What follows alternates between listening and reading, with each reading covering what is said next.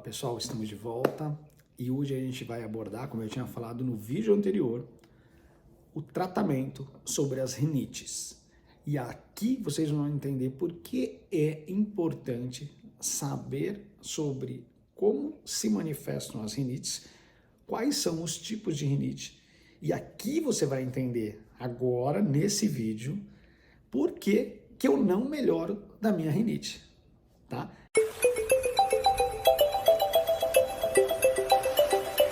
Então esse é o grande desafio que nós temos no consultório, a grande insatisfação dos pacientes, quando vocês colocam pra gente, bom, mas eu tenho rinite todos os anos, eu tenho rinite com uma frequência a cada 2 meses.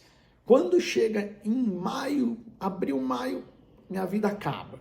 E aqui eu vou tentar mostrar para vocês que a gente consegue melhorar isso, que a gente consegue muitas vezes resolver o problema, porém, a gente não consegue curar a rinite alérgica, tá?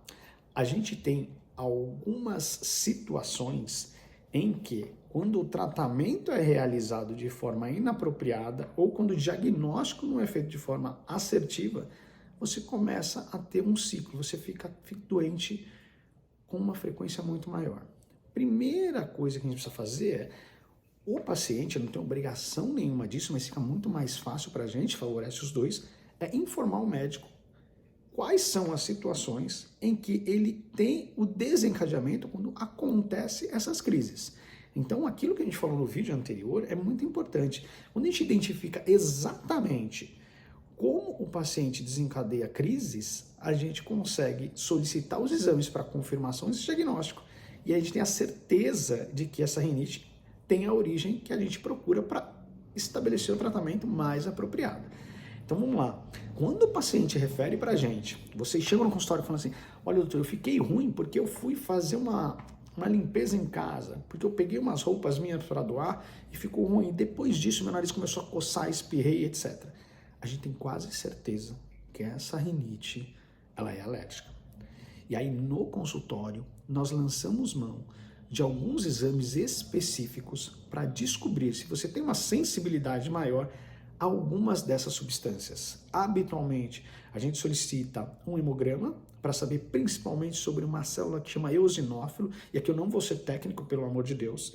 A gente solicita a dosagem de uma imunoglobulina, que é a imunoglobulina E, e hoje em dia nós temos uma dosagem tanto na pele, que é um exame que chama prick test, que a gente põe algumas substâncias e vê qual que é a reação que você tem cutânea, ou seja, da pele, ou a gente solicita uma dosagem no sangue, para saber se você tem um processo inflamatório muito exacerbado quando você entra em contato com essas substâncias. As 4 principais, pó, poeira, ácaro e fungos, tá bem? Fora outros alérgenos que a gente tem aí, que muitas vezes são muito específicos, então alérgenos alimentares, clara de ovo, chocolate, epitélio de cão e gato, entre outras coisas.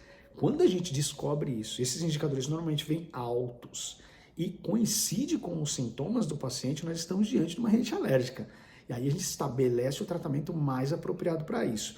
Normalmente com antialérgicos, normalmente com uma droga que a gente tem hoje que chama inibidor de leucotrieno, corticoides nasais que são muito baixa dose, mas precisa de acompanhamento médico para fazer isso, todos esses medicamentos, tá? Além disso, quando não temos uma resposta efetiva, otimizada disso, a gente lança a mão de vacinas específicas para cada indivíduo e específicas para cada alérgeno.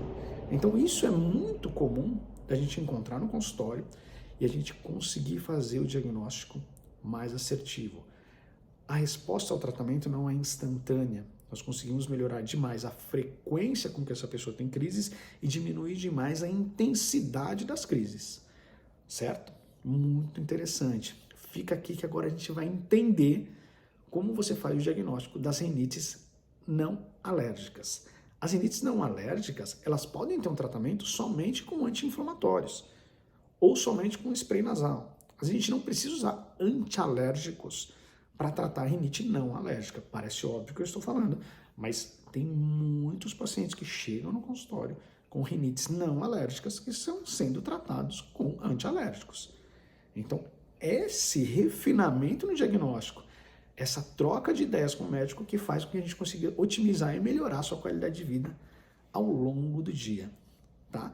E as rinites infecciosas normalmente são identificadas de bate-pronto. Aquele paciente que veio ao ambulatório, ao nosso consultório, já passou no pronto-socorro, foi tratado de uma rinite, de uma sinusite, de uma gripe, de um resfriado, ou aquele paciente pós-Covid que mantém aqueles sintomas de coceira, nariz entupido, diminuição do olfato, do paladar, e a gente percebe que esse paciente precisa de um suporte muito mais com sintomáticos, muito mais uma manutenção da via aérea e otimizando o funcionamento do nariz desse paciente. Então, com esse vídeo aqui, a gente conseguiu mostrar para vocês qual a importância de você conseguir informar o seu médico de forma apropriada. Quais foram realmente os sintomas e o que desencadeou esses sintomas. O que você já fez e o que você ainda não fez para melhorar isso. Quais são as medidas comportamentais que a gente consegue estabelecer para vocês. E otimizando isso, a gente consegue oferecer o melhor tipo de tratamento. E o mais legal, com isso em mente, você transmite isso para sua casa. Você consegue perceber seus familiares, seu filho, seu pai, sua mãe, se eles têm esses sintomas similares com o que você teve, é muito mais fácil informar para o médico. Para a gente facilita demais. Vocês entendem a doença, não ficam preocupados excessivamente com isso, e a gente consegue otimizar, ok? Esse terceiro vídeo encerra esses conceitos sobre rinite. Vocês sabem que é extremamente incidente na população. A gente falou sobre o período, a gente falou sobre o que pode desencadear ou não, e aí a gente consegue te ajudar de uma forma muito mais efetiva. No próximo vídeo a gente vai mudar o tema, garanto que vocês vão gostar, e não deixe de se inscrever, e não deixe de acionar o sininho para que você tenha as notificações das nossas informações aqui. Terão vídeos explicativos e ilustrativos sobre lavagem nasal, sobre como se utiliza spray nasal, qual a posição correta que coloca no nariz, mas isso é num próximo vídeo, tá bom? Fica com a gente.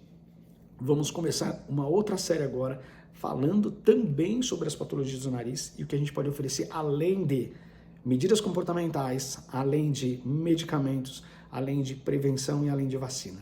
Um grande abraço, até o próximo vídeo.